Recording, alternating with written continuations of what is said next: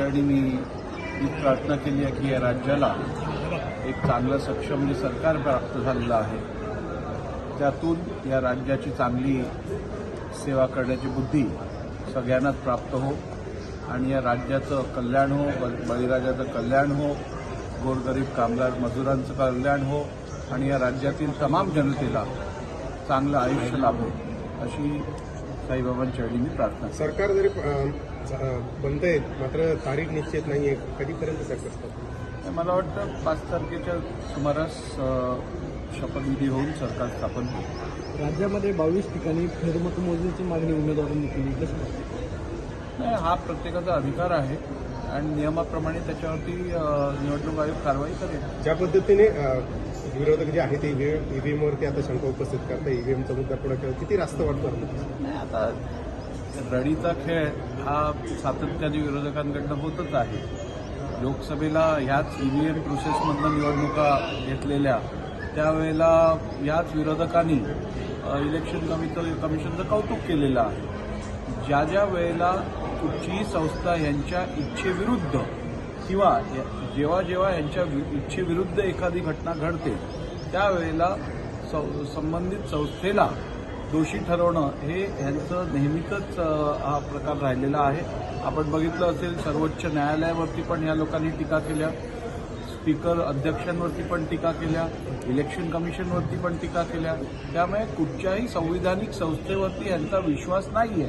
यातून संविधानाबद्दल यांच्या मनात किती आदर आहे हे दिसून येतं. स्पष्ट बहुमत असताना देखील सरकार स्थापन होत नाहीये, या अशोभनीय आहे राज्यासाठी असं सरकार स्थापन होत नाही असं कोण म्हणतं? शरद पवार. आता शरद पवार साहेबांना आता मी काय सांगायची गरज नाही. 2004 मध्ये किती दिवस लागले सरकार स्थापन व्हायला, क्लिअर मेजॉरिटी प्राप्त झाल्यानंतरही, आणि अशी कितीतरी उदाहरणं आहेत.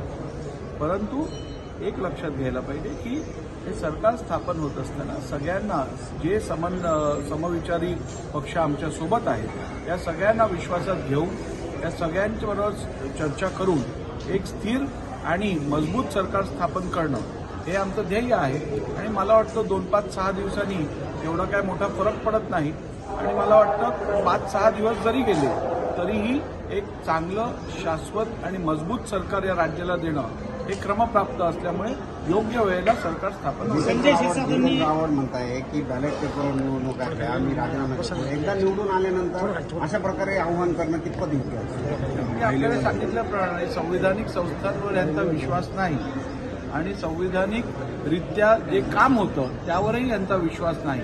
त्यामुळे जितेंद्र आव्हाडांना विचारा की सुप्रिया सुळे पण राजीनामा देणार आहेत का? बारामतीत निवडून जेव्हा आले लोकसभेला तेव्हा का नाही त्यांचं इथलं मी राजीनामा देते आणि मला तुम्ही बॅलेटवरती मतदान घ्या, बॅलेट पेपरवर. त्यामुळे हे सगळा रडीचा डाव आहे आणि राज्यातली जनता ही सुज्ञ आहे. त्यामुळे अशा सगळ्या रडीच्या डावाला काय ते विश्वास ठेवणार नाही. एकनाथ शिंदे गावाला गेलेत की ते मोठा निर्णय घेतात असं गृहमंत्रीपद मिळावं अशी देखील एकनाथ शिंदेची मागणी आहे. असेल पण मला या विषयातली काय पूर्ण माहिती नाही आहे. परंतु जो निर्णय होईल तो युतीतील सर्व नेते, आमचे वरिष्ठ नेते, आमचं पार्लमेंटरी बोर्ड हे सगळे एकत्र येऊन निर्णय घेतील. महाराष्ट्र विधानसभेत कधी